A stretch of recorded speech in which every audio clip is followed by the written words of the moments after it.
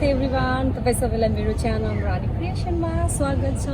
र मैले मेरो रानी क्रिएसनमा धेरै तपाईँहरूलाई इन्फर्मेसन दिने गरेको छु मेरो वेट लस जर्नीको बारेमा, मेरो फुड ब्लगिङको बारेमा। र तपाईँलाई थाहा भएकै छ मैले आफूले जान्ने हरेक कुराहरू सेयर गर्छु अबको दिनमा मेरो ब्लग मार्फत भनेर तपाईँलाई मैले भनिरहेको छु।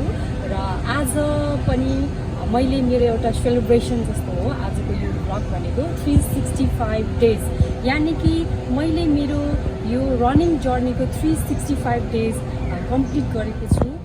365 डेज मैले यो इमेजिन पनि गरेको थिइनँ। मेरो लाइफमा 365 डेज मैले इन्क्लुड गरिसकेको छु विथ एक्सर्साइज। म एक्सर्साइज गर्न एकदमै अल्छी मान्ने मान्छे होइन।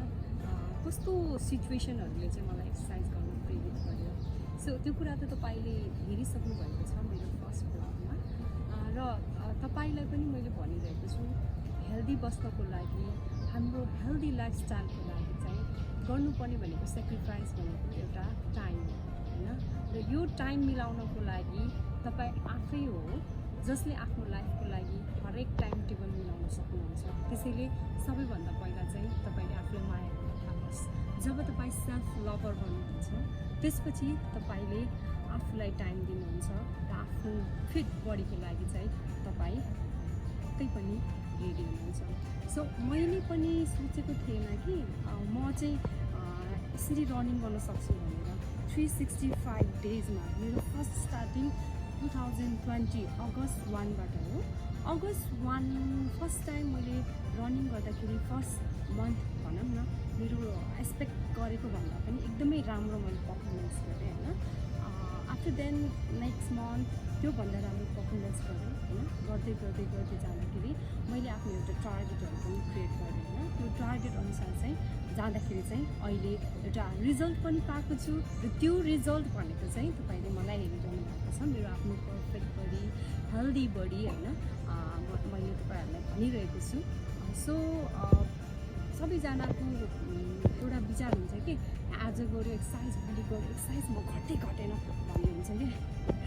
एक दिनले केही पनि हुनेवाला छैन, किनभने वर्षौँदेखिको फ्याट हाम्रो बडीमा बसिरहेको छ। त्यसलाई बन्द गर्नको लागि चाहिँ 1 day, 2 day, 3 days, 4 days, 5 days, 1 मन्थसम्म पनि तपाईँले एक्सर्साइज गर्दाखेरि पनि यदि घटिरहेको छैन भने पनि नआत्तिनुहोस्, किनकि मैले भने नि यसको रिजल्ट पाउनको लागि चाहिँ तपाईँले धेरै प्रतीक्षा गर्नुपर्ने हुन्छ। सो तपाईँले धैर्य गरेर आफ्नो एक्सर्साइजलाई कन्टिन्यू गर्दै जानुहोस्। त्यसपछि तपाईँले पक्कै पनि आफूले सोचे जस्तो रिजल्ट पाउनुहुनेछ र तपाईँमा एउटा एनर्जी आउँछ कि त्यसपछि चाहिँ गऱ्यो भने त्यो पनि त इम्पोसिबल छैन रहेछ त, सबै कुरा पोसिबल रहेछ त भन्ने खालको एउटा एनर्जी आउँछ। अनि त्यसपछि तपाईँले चाहिँ आफ्नो पाइलालाई स्टप नै गर्नुहुन्न, जस्तो मैले स्टप गरिनँ 365 डेज। यसैले त मैले कम्प्लिट गरेको छु र सेलिब्रेसन गर्न चाहेको छु तपाईँहरूसँग। वेल यो 365 डेजमा के खानुभयो, के गर्नुभयो, कति डाइट गर्नुभयो भन्ने धेरै प्रश्नहरू मलाई आयो। र मेरो त्यस्तो केही स्पेसल छैन। मैले अलिकति हेल्दी फुडतिर इन्भेस्ट गरेँ होइन। मेरो आफ्नो टाइमिङहरू मैले तपाईँलाई बारम्बार मेरो इन्स्टा स्टोरी मार्फत पनि तपाईँले हेर्नुहुन्छ।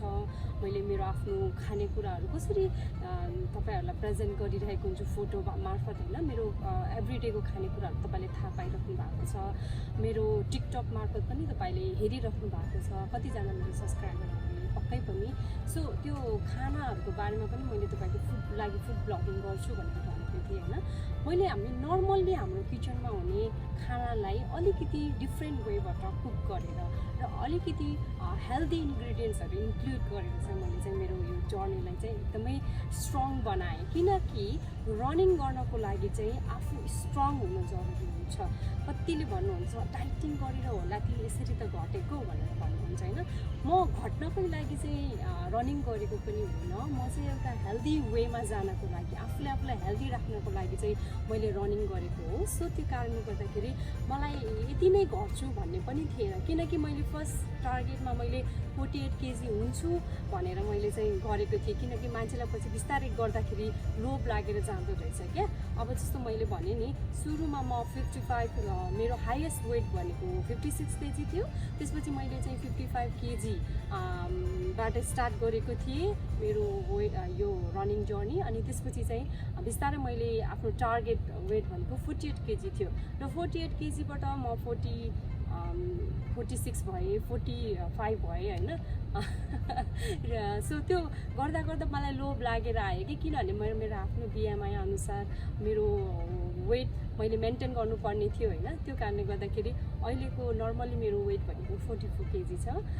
सो अझ पनि मलाई चाहिँ घटौँ जस्तो लाग्छ, तर मैले चाहिँ अब चाहिँ मेरो यो वेट लस जर्नीलाई चाहिँ स्टप गर्छु, तर मेरो रनिङ जर्नीलाई चाहिँ होइन। किनकि रनिङ जर्नी भनेको एज अ हेल्दी वेबाट मैले गरेको हो। सो रनिङलाई चाहिँ म कन्टिन्यू नै गर्छु। रनिङ मात्रै गर्नुपर्छ भन्ने छैन, मैले सबै कुरालाई ब्यालेन्स मिलाएर गरिरहेको हुन्छु होइन। कतिले मलाई चाहिँ के पनि भन्नुभयो भने कति रनिङ गरेको भनेर एउटा नेगेटिभ वेबाट पनि मलाई क्वेसनहरू गर्नुभयो। मैले रनिङ मात्र गर्दिनँ। सो त्यसमा चाहिँ मैले के गर्छु भने समटाइम वकिङ गर्छु, समटाइम साइक्लिङ गर्छु होइन।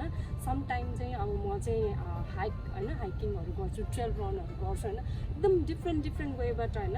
अनि स्ट्रेन्थ ट्रेनिङहरू गर्छु होइन। सबै कुरालाई ब्यालेन्समा लिएर मात्रै गर्छु। र अर्को कुरा खानाकै कुरा अघि स्टार्टिङमा मैले भनेको थिएँ, खाना चाहिँ म एकदमै हेल्दी खान्छु र हेल्दीमा पनि होम कुक मैले चाहिँ स्पेसली म आफै खाना बनाउन मनपर्ने मान्छे। यो 365 डेजमा त यति धेरै कुराहरू चेन्ज भयो क्या मेरो लाइफमा। हुँदाहुँदै अब तपाईँले यो ब्याकग्राउन्ड देखिरहनु भएको छ, ग्रिनरी किन यस्तो भनेर सोचिरहनु भएको छ होइन। म चाहिँ प्लान्ट लभर पनि भएँ क्या, एउटा नेचरसँग पनि कनेक्ट भएँ। वाइ नेचरसँग कनेक्ट भएको कुराहरू आउँछ होला। लाइफमा आफूले लिएको एउटा सानो निर्णयले आफ्नो लाइफलाई नै परिवर्तन गराउँछ। नेचरको कुरा गरिरहेको छु, तपाईँले चराचुरुङ्गीहरू गराएको पनि सुनिरहनु भएको छ होइन। के राम्रो प्लान्टहरू छ। म अहिले चाहिँ मेरो आफ्नो मन धन सबै कुराहरू प्लान्टलाई नै दिइरहेको छु। धन कोही पनि कुरा हुन्छ, धेरै प्लान्टहरू त हामीले नर्सरीबाट किनेर ल्याउनु पर्ने हुन्छ।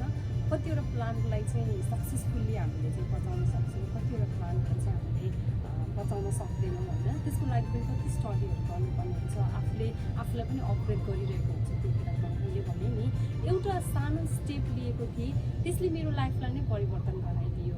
म बिहान उठ्ने होइन, अनि त्यसपछि मेरो आफ्नो एक्सर्साइज, अनि त्यसपछि फेरि अब घर आइसकेपछि स्ट्रेचिङ सकिसकेपछि आफू फ्रेस भएर आफ्नो ब्रेकफास्ट खाइसकेपछिको समय भनेको पनि म प्लान्टलाई दिन्छु होइन। अनि त्यसले पनि मलाई एकदमै रिफ्रेसिङ गराउँछ। र धेरैले प्रश्न गर्नुहुन्छ क्या, धेरैले तपाईँहरूको प्रश्नको एन्सर पनि भइरहेको छ अहिले होइन। धेरैले प्रश्न गर्नुहुन्छ, रानी तिमीले कति कुराहरू गर्न भ्याएको, कति जानेको, कति कामहरू गरेको भन्छ। किनभने म त्यस्तै खानाहरू त्यति नै बनाउँछु होइन। खानाहरू पनि मैले एकदमै बनाउन इन्ट्रेस्ट छ। त्यसै गरी म एउटा एज अ डिजाइनरको रूपमा काम गर्नुभएको भएर मेरो अर्डरहरू त्यसलाई पनि मैले प्रिपेयर गरिरहेकै हुन्छु होइन।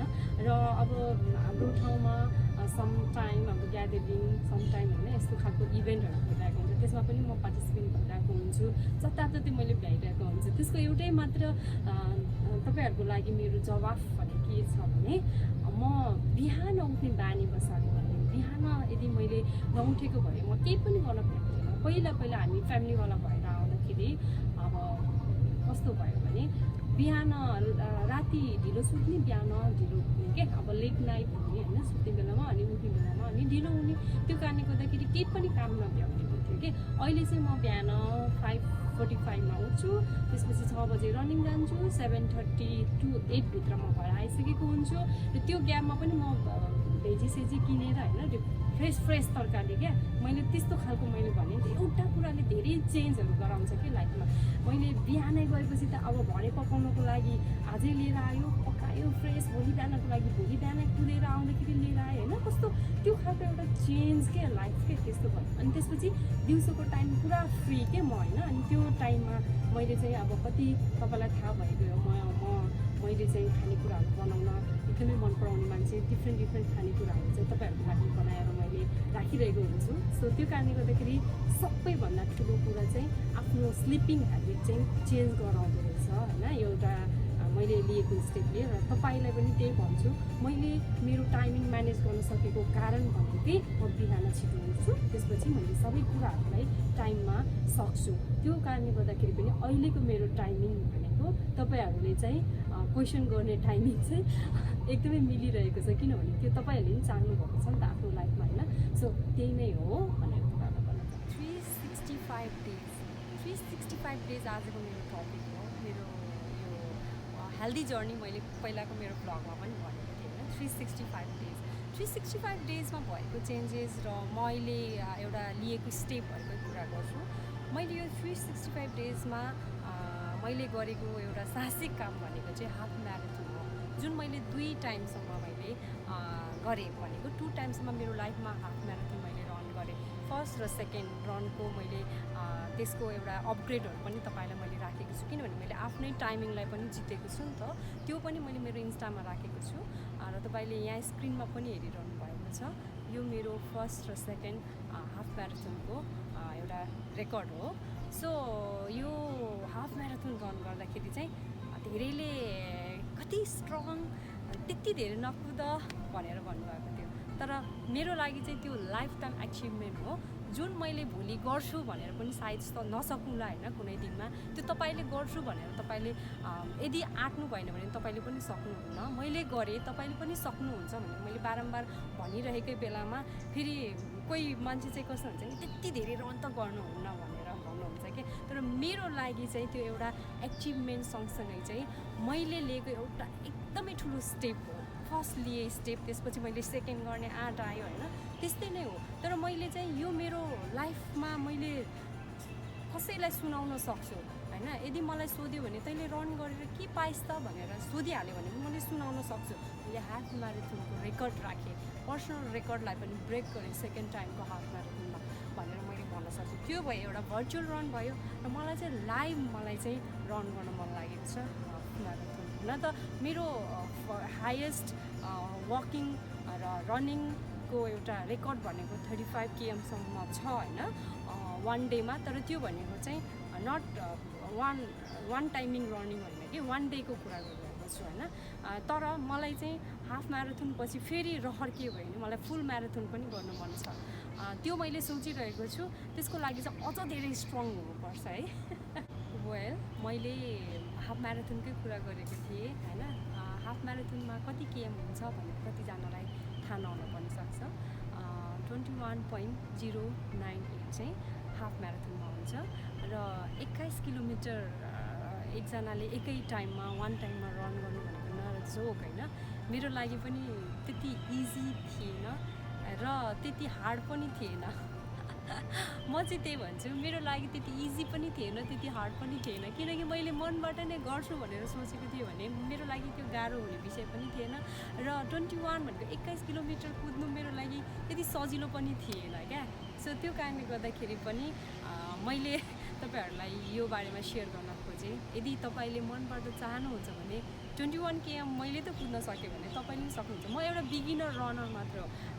रनर भनेर चाहिँ यसले आफूलाई रनिङ गरेको कारणले रनर भनेर भन्छ भनेर पनि नसोच्नुहोस् होइन। त्यो मैले आफ्नो पर्सनल्ली मैले गरेको रनिङ होइन, मैले गरेको एउटा डेडिकेसनलाई लिएर म आफूलाई चाहिँ म रनिङ गर्छु। के गर्छु त अहिलेको रिसेन्ट टाइममा भन्दाखेरि आइम अ रनर।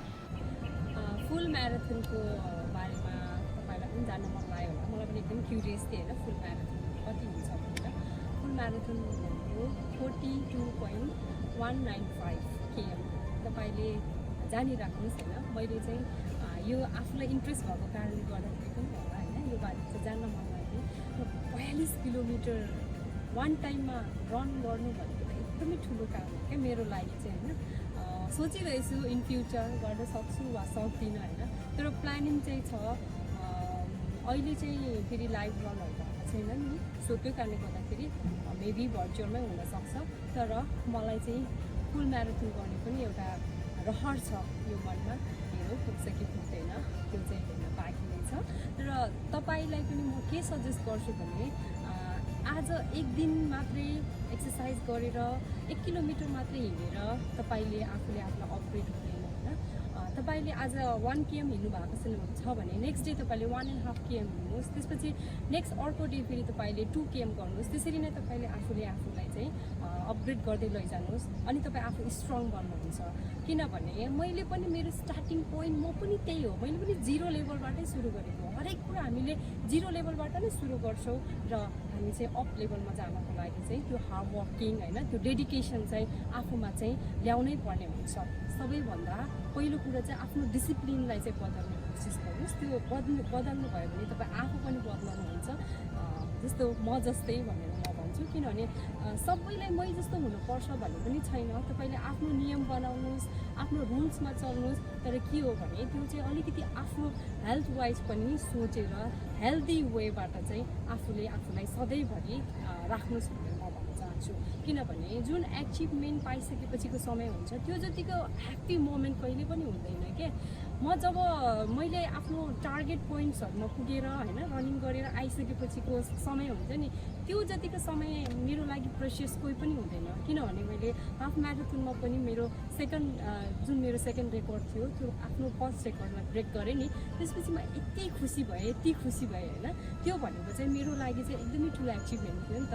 सो त्यो कारणले गर्दाखेरि त्यसैले आफ्नो ह्याप्पिनेसको लागि भए पनि तपाईँले एउटा प्लानिङको साथमा चाहिँ अगाडि बढ्नुहोस्। मैले एभ्री विक जस्तो चाहिँ होइन मैले रनिङ च्यालेन्जहरूमा पार्टिसिपेट गरिरहेको हुन्छु र प्रायः त्यसमा च्यालेन्जहरूमा पार्टिसिपेट गर्नुको एउटा फाइदा चाहिँ के छ भने चाहिँ आफ्नो ऱ्याङ्किङ पनि थाहा हुन्छ कि आफू अब जति पनि पार्टिसिपेन्ट मध्येबाट कतिको ऱ्याङ्किङमा छ भन्ने कुरा पनि त्यो पनि थाहा हुन्छ कि। त्यो कारणले गर्दाखेरि पनि म नेक्स्ट विक योभन्दा चाहिँ पछाडि थिएँ, दिस विक चाहिँ उसलाई मैले अगाडि गरेछु होइन। त्यो खालको एउटा आफूलाई पनि खुसी मिल्ने एउटा वातावरण बन्छ।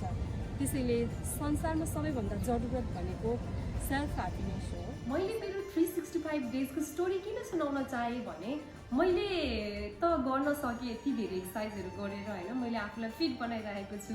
मेरो जर्नी तपाईँलाई थाहा भइसकेको छ। मेरो 55 केजीबाट सुरुवात गरेको जर्नी 44 केजीसम्म रहेको छ। यसलाई म मेन्टेन गर्दैछु र अबको समय भनेको जस्ट मेन्टेन हो। हेर्नुहोस् न, फेरि वेट लस प्रोसेस भनेको यस्तो रहेछ कि मैले चाहिँ खास 48 मेरो टार्गेट थियो र 48 हुँदाहुँदै म 46 भएँ।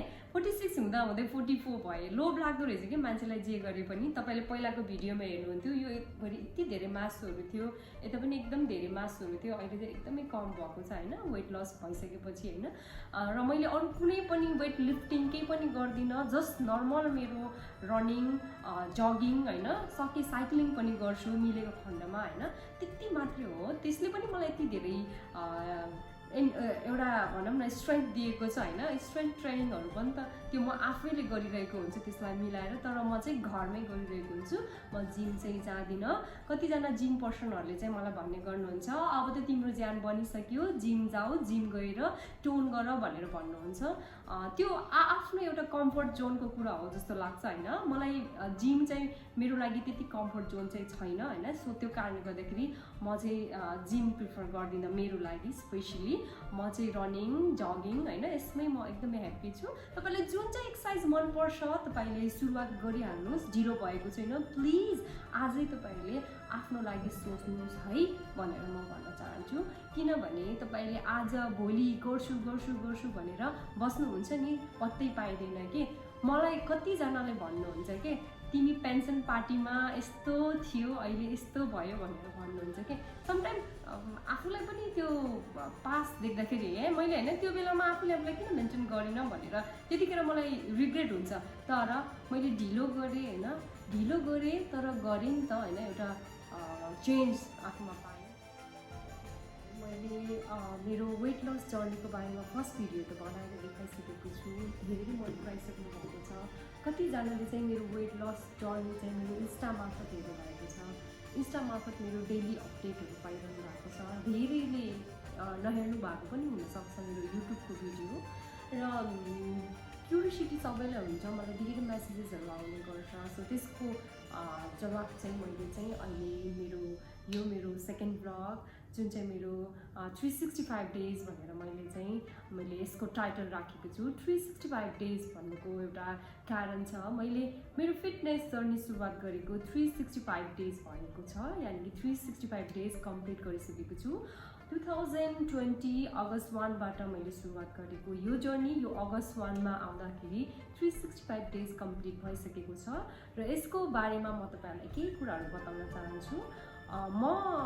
मैले अघि नै भनिसकेको छु तपाईँहरूलाई चाहिँ मैले मेरो यो हाफ म्याराथनको बारेमा पनि कुरा गरेँ होइन। मैले हाफ म्याराथन 2 टाइम्स गरेको छु र त्यसको रेकर्ड तपाईँले होइन मेरो जुन पर्सनल अपडेटहरू छ होइन, मैले आफ्नो जुन रेकर्ड बनाएको छु त्यसलाई तपाईँले मेरो इन्स्टा मार्फत हेर्न सक्नुहुन्छ प्लिज।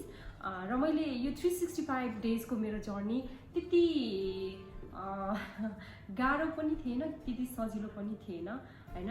र त्यसको बारेमा मैले तपाईँहरूलाई अब चाहिँ के कुराहरू सेयर गर्न चाहन्छु। जुन कि मैले अगस्त 1 मा मैले सुरुवात गरेको थिएँ होइन। र अगस्त 1 मा सुरुवात गर्दाखेरि चाहिँ मेरो एउटा जर्नीमा रहँदाखेरि फर्स्ट मन्थ मैले कति रनिङ गरेँ होइन, सेकेन्ड मन्थ मैले कति रनिङ गरेँ भनेर चाहिँ तपाईँहरूले चाहिँ जान्नुपर्ने हुन्छ। किनभने मैले एकैचोटि यति धेरै चेन्जहरू मलाई ल्याएको होइन, day by day time to time गरेर मैले चाहिँ त्यसलाई चाहिँ आफूले आफूलाई अपग्रेड गर्दै गएको हो। यो अपग्रेड कसरी भयो मेरो, कसरी पोसिबल भयो, रनिङको त्यति इजी थिएन मैले भने नि होइन। जस्तो मेरो आफ्नो टार्गेटहरू पनि मैले राख्दै गएँ र अगस्त 1 बाट अगस्त 1 मन्थभित्र चाहिँ मैले चाहिँ 186 किलोमिटर कम्प्लिट गरेको थिएँ विदिन 1 मन्थ। त्यसै गरी सेप्टेम्बरमा चाहिँ 268। त्यसै गरी मैले चाहिँ जुन अक्टोबर मन्थ थियो 2020 को अक्टोबर अलिकति फेस्टिभल सिजन पनि थियो, त्यो कारणले गर्दाखेरि पनि त्यो महिना अलिक कम नै भयो मेरो रनिङ 279 km।